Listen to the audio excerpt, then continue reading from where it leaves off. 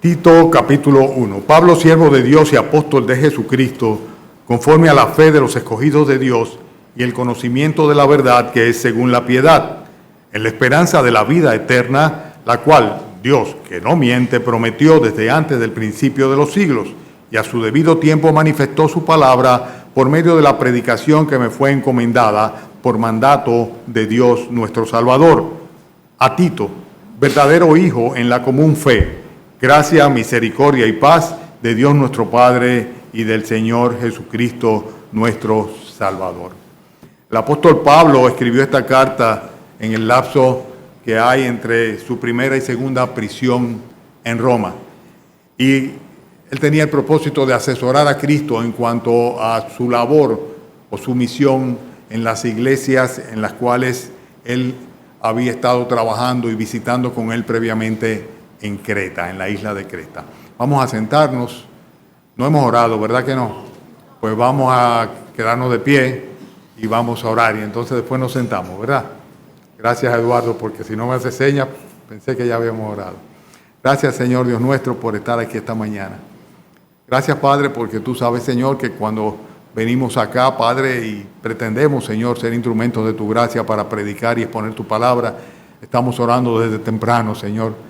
Así que, Señor, no es la primera vez que me sucede que en el momento en el cual estamos reunidos, pues me confundo y pienso que ya he orado a ti porque tú sabes, Señor, que ya lo he hecho. Pero te damos gracias porque podemos, Señor, todos invocar tu nombre y todos pedir que tú nos bendigas con tu palabra y todos rogarte, Señor, que hable a nuestros corazones y todos, Señor, suplicarte que la bendición tuya sea derramada abundantemente a través de esta exposición.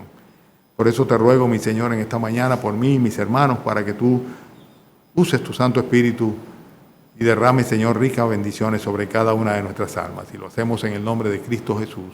Amén. Ahora sí, pueden sentarse, hermano.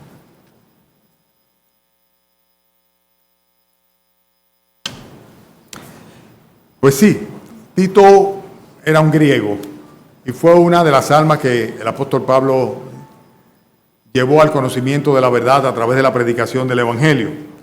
Fue uno de los colaboradores de Pablo en los cuales él más confió y a los cuales les dedicó, por así decirle, le consignó una gran cantidad de responsabilidades en cuanto a las iglesias que iban fundando en la medida que iban predicando el Evangelio por toda Europa y parte de Asia también.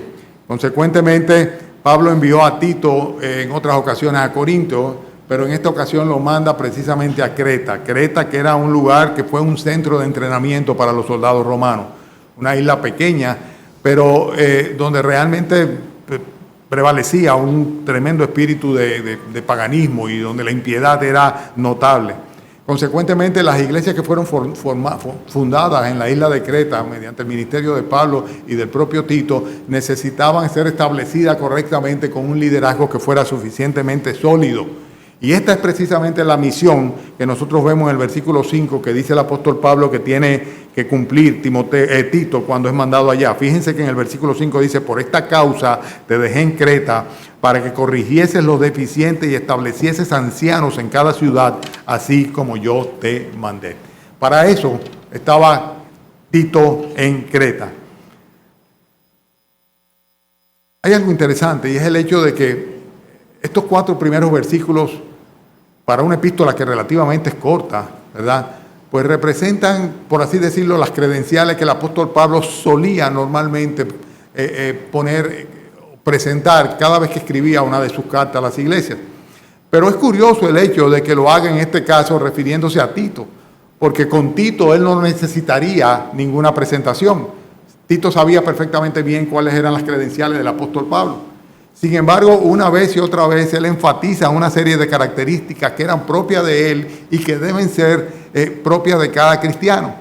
Y es interesante ver cómo hay una conexión de conceptos e ideas que se van hilando una con otra, concatenándose de manera tal que en estos 4 versículos hay 10 credenciales diferentes que el apóstol Pablo presenta de sí mismo y que deben estar presentes en cada uno de los que son verdaderamente cristianos, que por así decirlo deben estar en su cédula como cristianos para que realmente tengan, o en su pasaporte, para que tengan la nacionalidad divina. El hecho es que Ustedes bien saben que cuando se habla de diplomacia, el presentar credenciales es algo que es lo que valida la calidad de aquella persona que es enviada. O sea, por ejemplo, un embajador o un funcionario de una embajada en un país extraño, pues necesita presentar credenciales. Y vemos que de una manera muy particular los embajadores presentan delante del presidente o el primer ministro del país o la república de que se trata sus credenciales. Estas credenciales son previamente enviadas para que se conozca a quién se va a recibir, pero son fundamentales, deben describir exactamente no solamente al individuo, sino la función también que éste va a ejercer, para conseguir de esta manera el beneplácito del país donde es enviado. Ustedes recuerdan, por ejemplo, que se salió por las redes sociales y creo que por la prensa nacional también, el hecho de que cuando nos fue enviado a nosotros un embajador americano que era declaradamente homosexual y que venía precisamente con esa intención de promover la agenda homosexual, la agenda del movimiento LGTB, pues paralelamente con eso mandaron también o propusieron al Vaticano un embajador con las mismas características en cuanto a su condición de homosexual, y que el Vaticano pues no le dio el plácet, o sea, sencillamente dijo, no, cámbienmelo, no lo queremos, ¿no?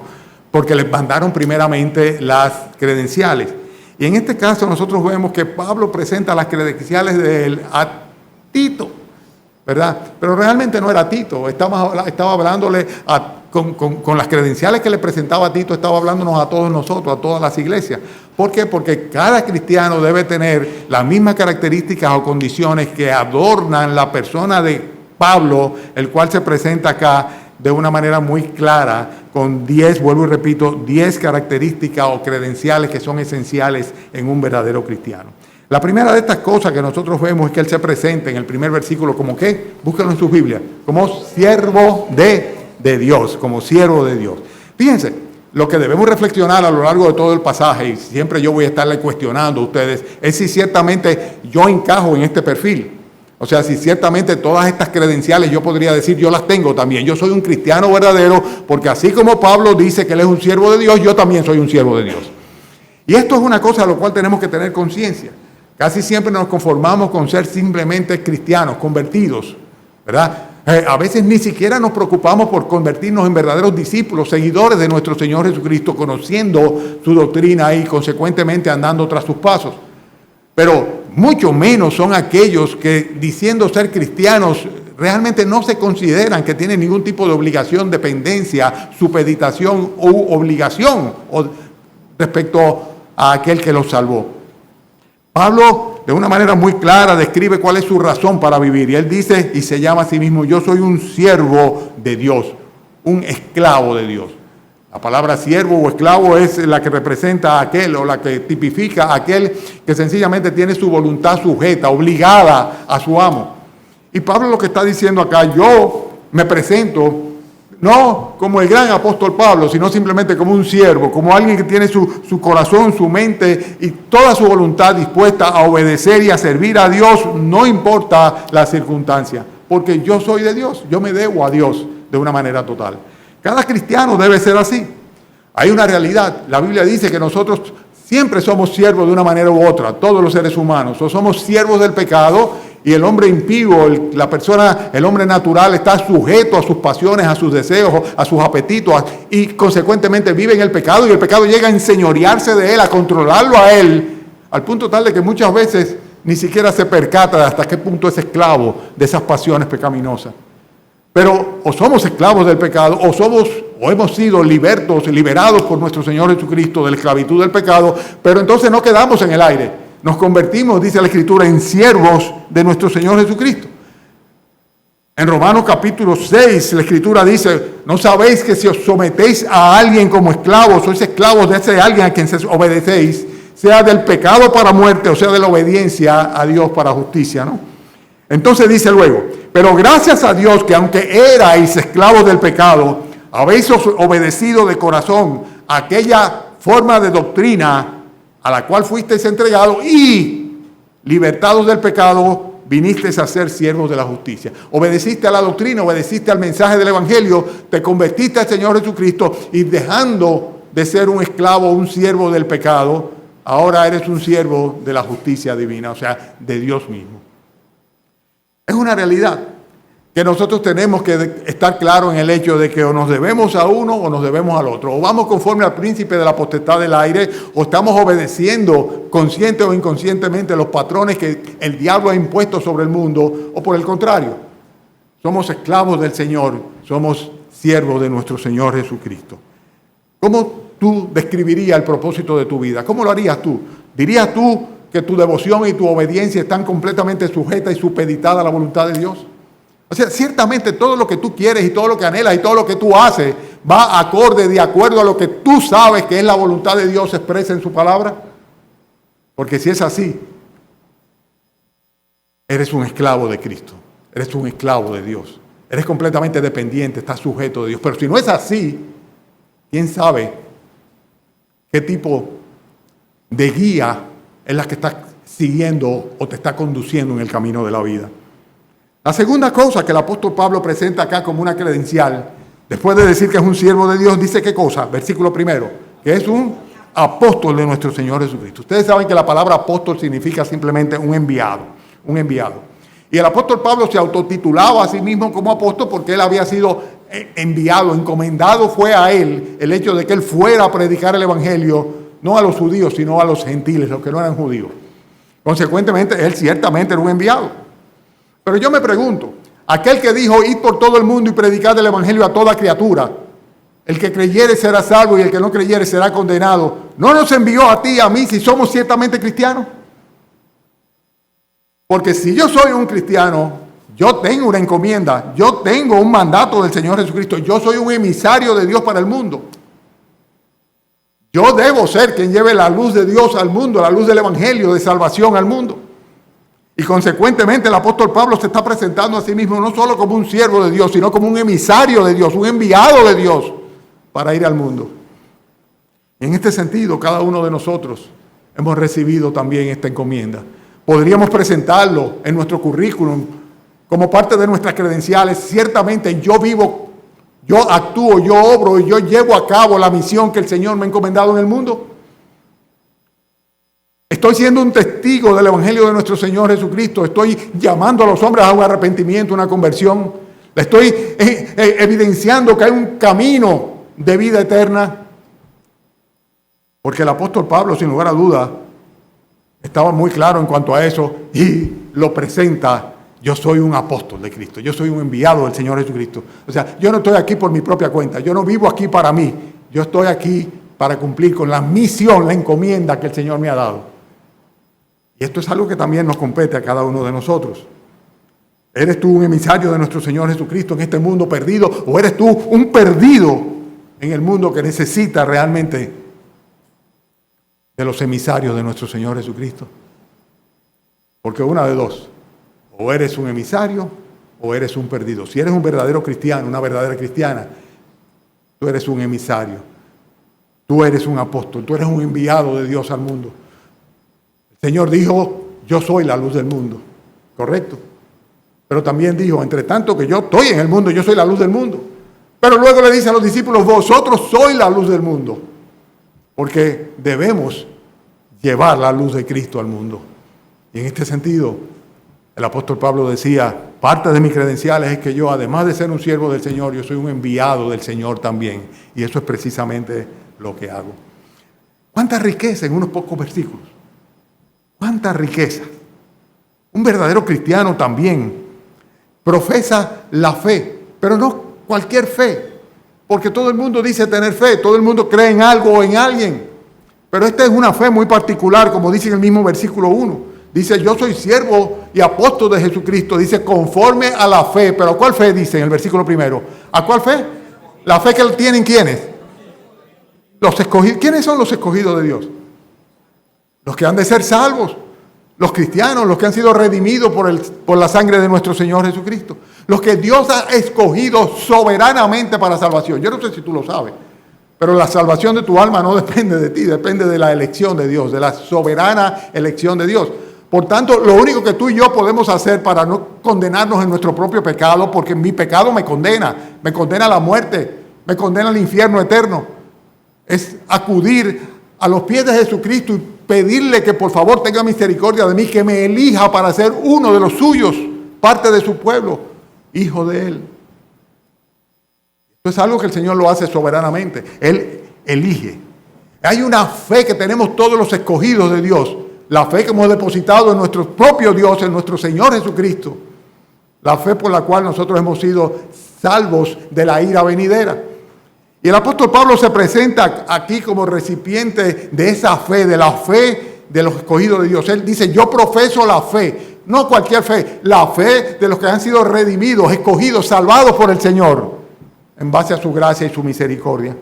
Esta fe de los escogidos de Dios es una fe que proviene de una sola fuente, de la palabra de Dios. La Biblia dice de una manera muy clara que si queremos tener la fe salvífica, la fe que salva, es necesario que nos expongamos a la palabra de Dios, porque la fe viene por el oír y el oír por la palabra de Dios. Solamente oyendo la palabra de Dios es que Dios genera en nuestra mente y corazones la fe necesaria para nosotros creerle a Dios, arrepentirnos de nuestros pecados, corregir nuestros caminos y venir a los pies de Jesucristo para ser salvos. Todo esto es obra de la fe. Se trata de una fe que salva por gracia, porque por gracia es que somos salvos por medio de la fe. Y esto es algo que nosotros no podemos darnos a nosotros mismos, sino que es algo que es un regalo absoluto de Dios. El apóstol Pablo decía, yo tengo la fe de los escogidos de Dios, es parte de mis credenciales. No, yo no creo en Moloch, yo no creo en Alá, yo no creo en Buda, yo creo en la fe que tienen los escogidos de Dios, la fe en el Hijo de Dios, la fe en Jesucristo. La fe que viene por el oír la palabra de Dios, por exponernos a la palabra de Dios, por creerle a Dios simplemente. Y esta es la fe que debemos tener todos los verdaderos cristianos. Y yo te pregunto, ¿cuál es tu fe? ¿En quién tú has creído? ¿A quién le has confiado tu alma? ¿Tú profesas la misma fe que el apóstol Pablo presentaba a sí mismo como parte de sus credenciales? Yo soy siervo del Señor, dice Pablo. Yo soy enviado, mensajero, emisario del Señor, apóstol de Cristo. Y yo tengo la fe que tienen todos los que han sido escogidos por Él para salvación. ¡Qué bendición! ¡Qué bendición! ¿Es tu caso también? ¿O tienes dudas? Tal vez no tienes del todo esa fe. Un verdadero cristiano también ha conocido la verdad. Pablo habla de eso también en el primer versículo. Cuando dice, Pablo, siervo de Dios y apóstol de Jesucristo, conforme a la fe, ¿me están siguiendo? Conforme a la fe de los escogidos de Dios y conforme a el conocimiento de la verdad. Conforme a la fe de los escogidos de Dios y conforme al conocimiento de la verdad. Definitivamente es necesario conocer la verdad para que podamos ejercer fe en ella. Y Cristo se presenta a sí mismo como la verdad que necesita conocer un pecador para ser libre del pecado. Conoceréis entonces esa verdad y esa verdad os hará libre. ¿Libre de qué? De la condenación, del pecado. Libre del poder de Satanás sobre tu vida. No, que Satanás no tiene poder sobre mi vida. ¿Cómo que no? Donde Cristo no está, gobierna el adversario. La Biblia dice que el mundo entero está bajo el maligno. La Biblia dice que Satanás es el espíritu que opera en aquellos que no han obedecido al Evangelio de Dios. Y necesitamos ser liberados de la condenación eterna, del pecado que nos asedia, que ocupa nuestra mente y nuestros corazones y que no nos deja tranquilos para que nosotros podamos adorar a Dios en espíritu y en verdad.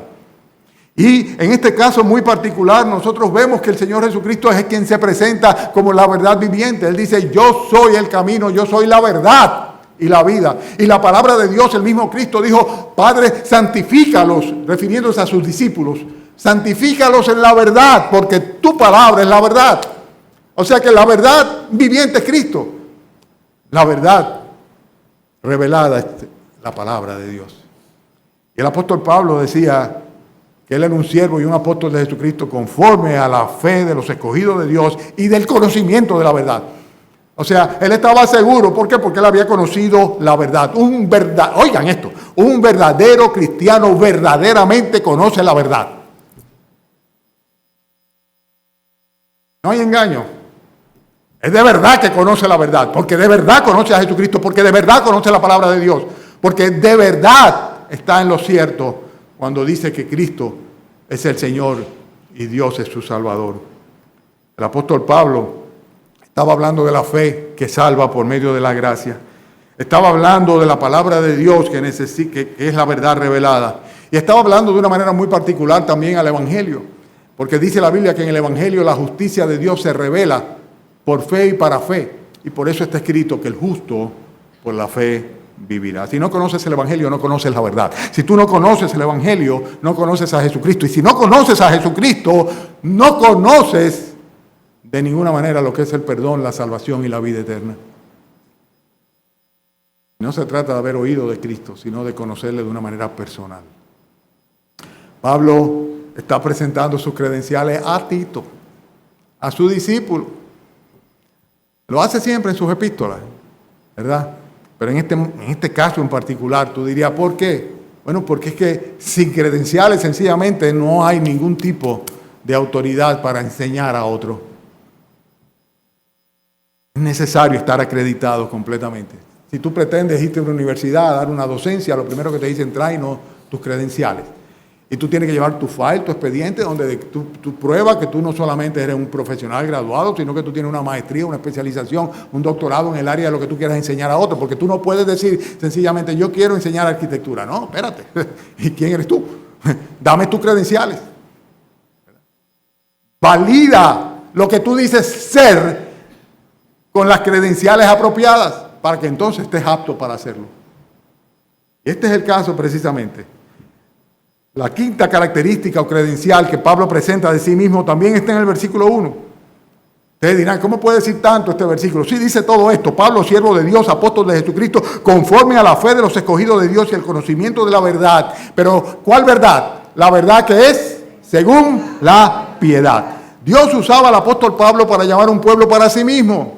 O sea, Dios estaba llamando a conversión, a arrepentimiento. Dios estaba formando una iglesia, sin lugar a duda, una iglesia universal en todas las naciones a través del mensaje del Evangelio. Y Pablo estaba siendo utilizado por Dios para eso. Pero paralelamente con eso, ¿qué es lo que estaba también enseñándole Pablo? Que tenían que escapar de esta malvada forma de vivir y tenían que acudir a los pies de Jesucristo para ser limpiados, lavados y santificados por Él a fin de que estuviesen aptos para vivir una vida santa. Y si hay una cosa que precisamente el apóstol Pablo insiste una vez y otra vez, de que no se trata simplemente de recibir a Cristo como Señor y Salvador, sino de una transformación que viene desde adentro hacia afuera y que cambia nuestras vidas. Nos constituyen nuevas criaturas para Dios, pero también nos da una nueva naturaleza que nos declara santos y nos santifica gradualmente por la obra del Espíritu Santo. Si tú no conoces al Evangelio, tú no conoces la verdad. Pero si tú no conoces a Jesucristo, no puedes de ninguna manera vivir una vida piadosa. Y por eso es necesario primero tener al Santo en nosotros para que entonces podamos santificarnos y vivir una vida piadosa. Una vida de piedad no es otra cosa de una vida de comunión con Dios. Si tú dices que eres cristiano y tu comunión no está con Dios, óyeme, por buen padre o buena madre o buen hijo que tú seas, eso no te califica, no te acredita como cristiano. Un cristiano es una persona que ciertamente está viviendo para el Señor. En primera de Timoteo, el apóstol Pablo le dice, gran ganancia, le dice a Timoteo, gran ganancia es la piedad acompañada de contentamiento. ¿Por qué? Porque él estaba diciendo que habían personas que tomaban la piedad como una fuente de ganancia. O sea, tomaban aquello de la religión y la vida piadosa como una manera de sencillamente buscar beneficio. Y él le dice, apártate de esta gente que son falsantes. Dice, porque la piedad ciertamente es importante. Dice, pero la piedad es importante fundamentalmente para que nosotros podamos tener una comunión total, plena con nuestro Dios. Y el apóstol Pablo está diciendo eso. Él enseñaba la verdad de Dios y esa verdad era acorde, era consona con una vida de piedad, una vida pía. En otras palabras, nuestras vidas deben corresponderse, nuestra vida diaria, con una vida de comunión y devoción diaria con Dios. Una de las credenciales del cristiano es que es una persona que tiene comunión con Dios. Para eso no hay que ser ministro, ni pastor, ni hay que ser diácono, ni hay que ser simplemente hay que ser un hijo de Dios. Eso es lo básico.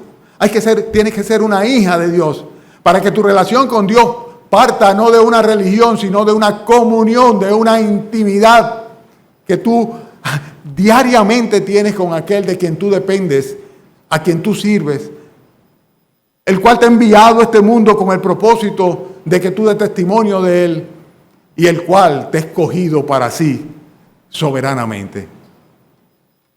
Hermanos, Pablo está presentando sus credenciales.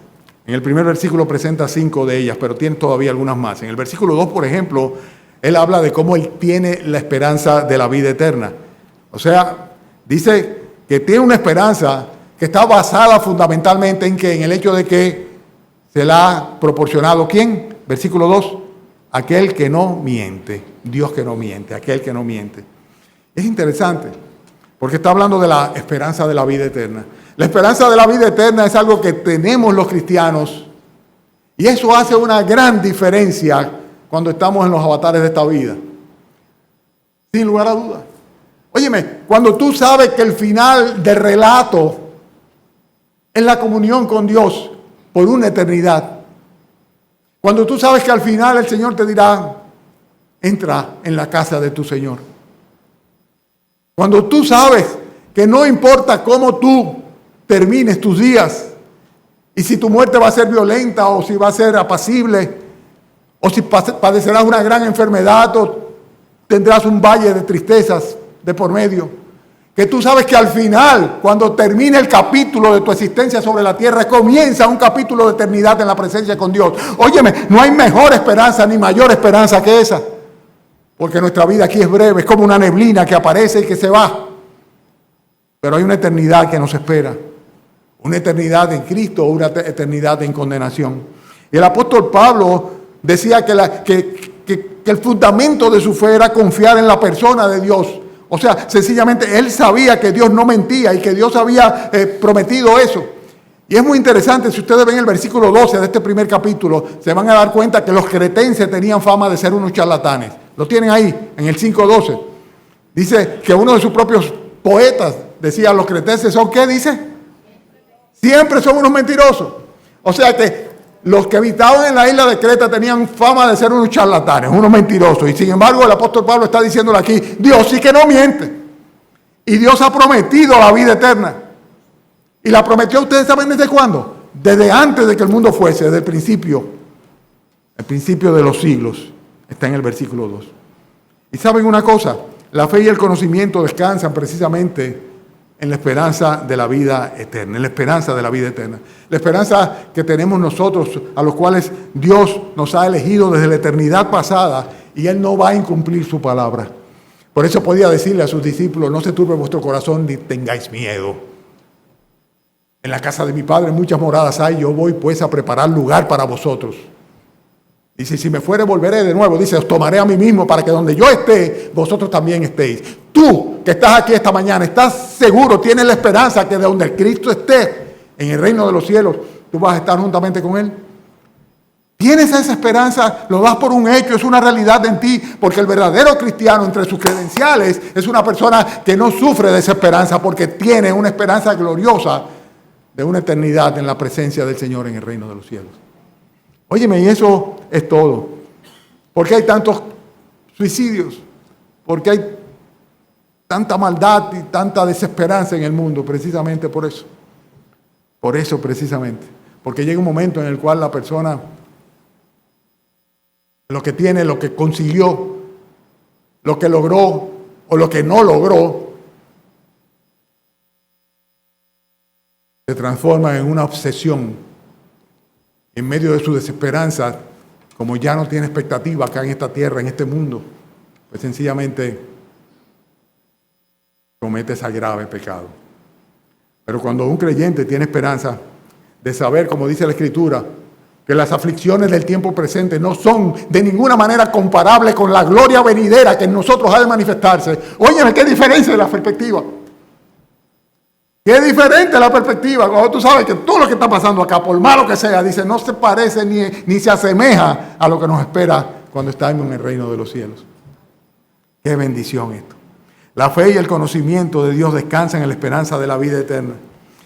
En 2 de Timoteo, capítulo 1, versículo 9, hablando del Señor Jesucristo, dice el apóstol Pablo a Timoteo, quien nos salvó y nos llamó con llamamiento santo, no conforme a nuestras obras, sino según el propósito suyo y la gracia y el favor que nos fue dado en Cristo Jesús, dice, antes de los tiempos de los siglos. Y aquí a Tito le dice, la esperanza de la vida eterna, la cual Dios, que no miente, prometió desde antes del principio de los siglos. En otras palabras, Dios no cambia, Dios no se arrepiente, Dios no se equivoca.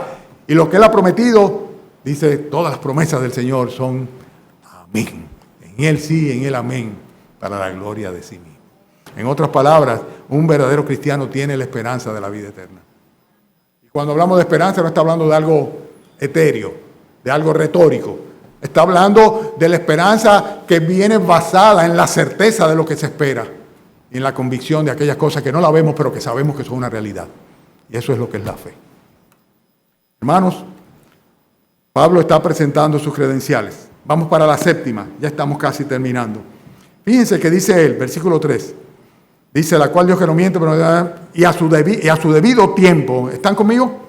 Manifestó su palabra por medio de la predicación que me fue encomendada por mandato de Dios nuestro Salvador.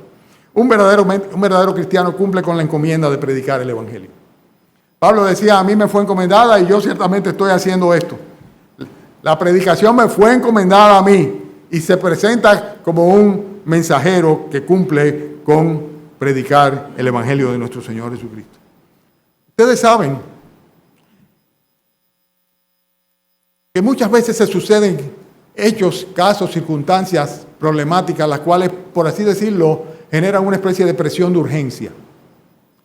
Estoy convencido que si hay algo que los pastores tenemos que tener cuidado, los predicadores de la palabra de Dios y los cristianos en general, es en no permitir que lo que se presenta como un tema de urgencia haga que nosotros deleguemos a un segundo plano la misión fundamental que tenemos, la encomienda de predicar el Evangelio. Porque aún el enfermo grave en su cama, cuya salud realmente es un caso de inminente peligro o riesgo, aún él tiene un riesgo mayor, que es la pérdida de su alma por una eternidad. Muchas veces entonces nos dedicamos a poner énfasis en cosas que son temporales, pasajeras. Ciertamente son pasajeras. Y lo hacemos echando a un lado la encomienda fundamental que tenemos, que es la de predicar el Evangelio. No vamos a estar haciendo lo que decía el apóstol Pablo que él hacía. Él dice, yo sé que a mí me fue encomendada la predicación por parte de Dios nuestro Salvador, del Evangelio de nuestro Señor Jesucristo. Y él, como buen cristiano, estaba haciendo precisamente eso. Y yo me pregunto, ¿estoy cumpliendo yo con mi encomienda? Te pregunto a ti, ¿estás tú cumpliendo con la encomienda? ¿Estás ciertamente predicando el Evangelio al mundo? Porque para eso fue que el Señor nos encomendó, para que nosotros fuésemos a hacerlo. Pero no solamente eso, por ejemplo, en el versículo 4, cuando Él se dirige de una manera clara a Tito y dice a Tito, ¿qué dice de Tito en el versículo 4? Verdadero hijo en la fe. Y yo podría decir, sin lugar a dudas, que dentro de las credenciales que Pablo está presentando delante de su propio hijo en la fe, es el hecho de que él era un padre en la fe. ¿O no? ¿Verdad? Si le dice, tú eres mi hijo, le está diciendo, yo soy tu padre. Eso es lo que le está diciendo, pura y simplemente. Y un verdadero cristiano genera hijo en la fe. Genera hijo en la fe. Tito, Timoteo, Lucas, otros tantos más fueron hijos de Pablo en la fe. Fueron engendrados por la predicación del apóstol Pablo. Y quiero decirle una cosa. No hay nada más gozoso que el nacimiento de un bebé, ¿verdad que no? Y las madres saben de eso y los padres también. Un motivo de alegría, gozo. Dice la Escritura que los dolores por lo que pasa se le olvida a la madre luego que ha dado a luz un hijo. Los dolores yo presumo que son bien grandes. Asimismo produce un gozo enorme, profundo, cuando uno da a luz. Por la gracia de Dios, Dios es que los hace nacer un hijo en la fe. ¡Qué bendición! ¡Qué bendición! ¿Cómo recuerdo yo con gratitud a aquel que me presentó el Evangelio a mí? Siempre que lo veo se lo recuerdo. ¿Cuántos también hacen lo mismo? Que recuerdan y atesoran en su corazón una gratitud profunda por aquel que es su padre o su madre en la fe. Un verdadero cristiano debe generar hijos en la fe, debe multiplicarse, debe tener descendencia espiritual, debe tener personas a las cuales no solamente traiga la luz del Evangelio de Cristo, le presente a Cristo y los, por así decirlo, los engendre. Realmente es Dios quien los engendra. Pero debe constituirse necesariamente en un padre espiritual. Pídele al Señor que te conceda ese privilegio. Si yo te digo ahora, no lo hagan. Pero si yo te dijera, levanta tu mano y señala con un dedo si tienes un hijo en la fe, ¿cuántos levantarían la mano? Y si los que levantan la mano yo le digo, ahora con los dedos señala cuántos hijos en la fe tú tienes.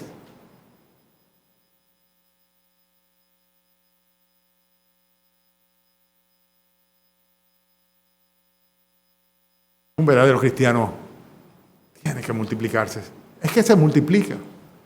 Es que no se puede ser cristiano y no transmitir a otros la verdad, y el poder de Dios no se retiene para salvar a los pecadores. Lo natural es que tengamos hijos en la fe. Algunos dirán, no son hijos míos, son del pastor. Sí, ¿y quién los trajo a la iglesia? ¿Y quién les llevó al estudio bíblico? ¿Y quién le mostró con su testimonio de vida lo que es un cristiano, una vida transformada? No fuiste tú eres el padre, tú eres la madre.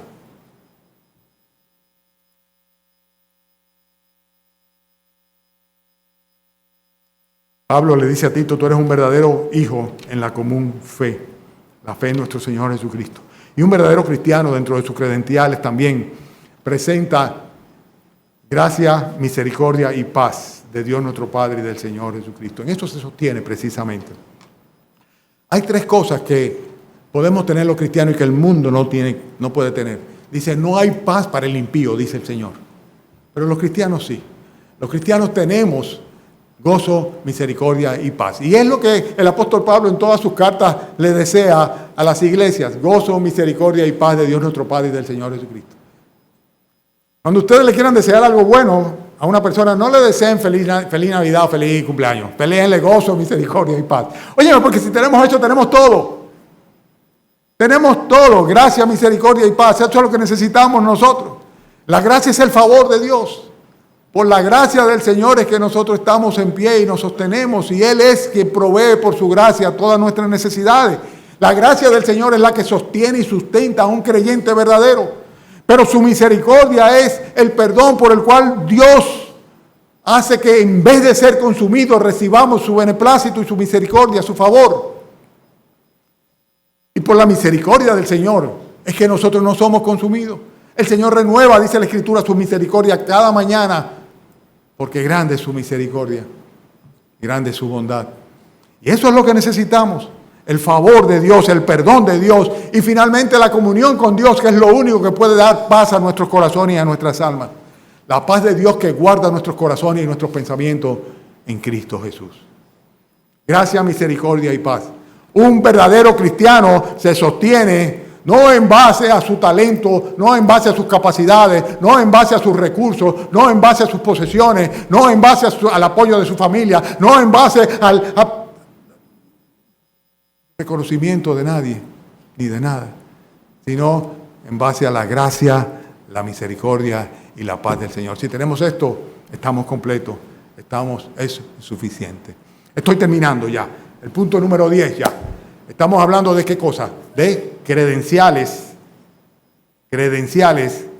de un verdadero cristiano, lo que avala que una persona sea un verdadero cristiano. Y Pablo, que no necesitaría presentar credenciales, la está presentando delante de Tito para decirle unas cuantas cositas, como por ejemplo, te mando a Creta para que tú hagas lo siguiente, lo vamos a ver la semana que viene.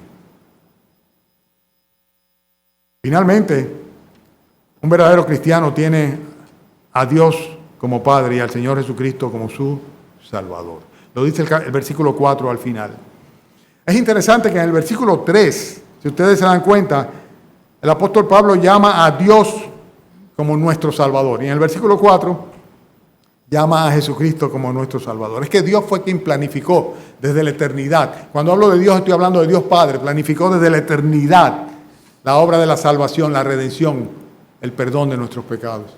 Pero Jesucristo es quien la lleva a cabo. Cristo es quien cumple con la obra de la redención. Él es quien muere en la cruz por nuestros pecados. El Padre y el Hijo son uno solo. Y ambos están involucrados en la obra de redención de nosotros. Y por eso Un cristiano verdadero tiene a Dios como Padre y a Jesucristo como su Señor y Salvador.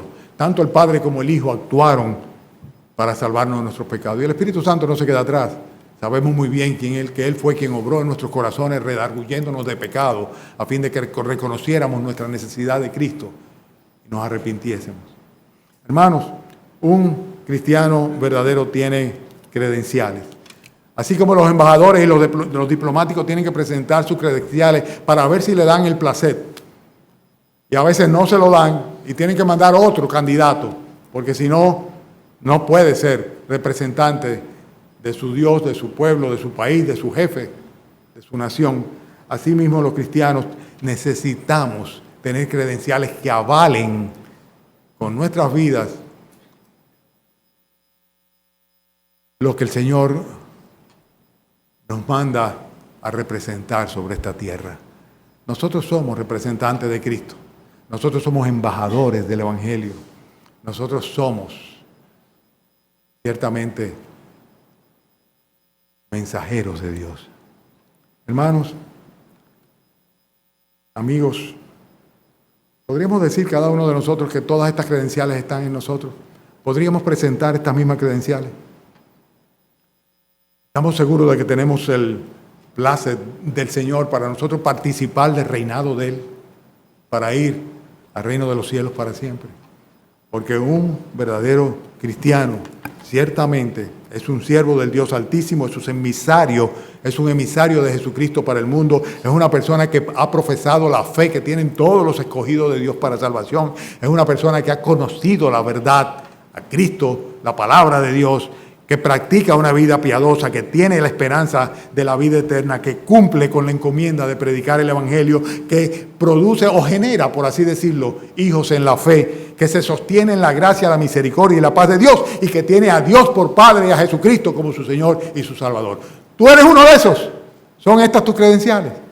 Amén. ¿No lo son? ¿Te falta algo? Pues habla con el Señor. Habla con el Señor, para que realmente pueda ser recibido con los brazos abiertos en el reino de los cielos. Vamos a orar. Padre, oremos. Oramos, Señor.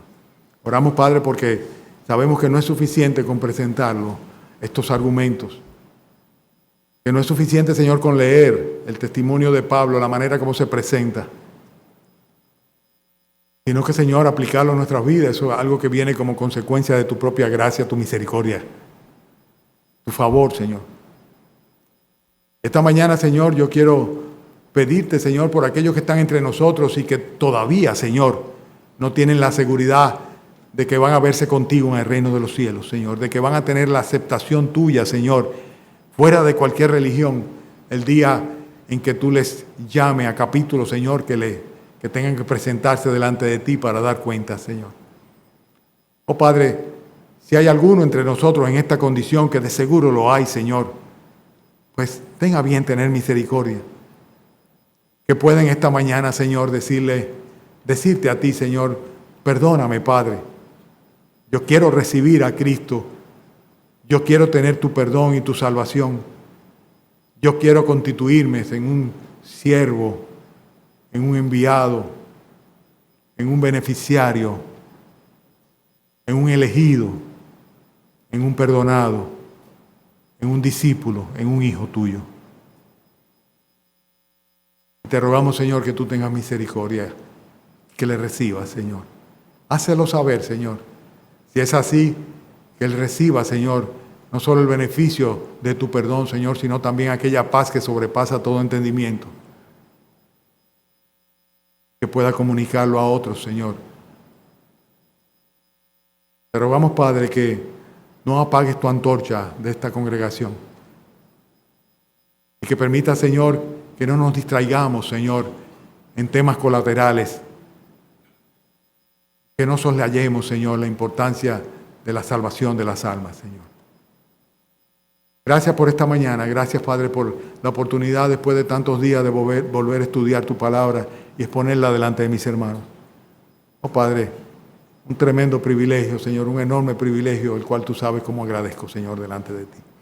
Bendícenos a todos, despídenos con tu bendición y permite que esta tardecita, esta noche, podamos reunirnos de nuevo, Señor, y recibir de ti, Señor, la enseñanza que nuestro hermano Eddie Jesús nos va a traer, para lo cual te pedimos que le unjas con todo poder, con toda tu unción. En el nombre de Cristo Jesús. Amén.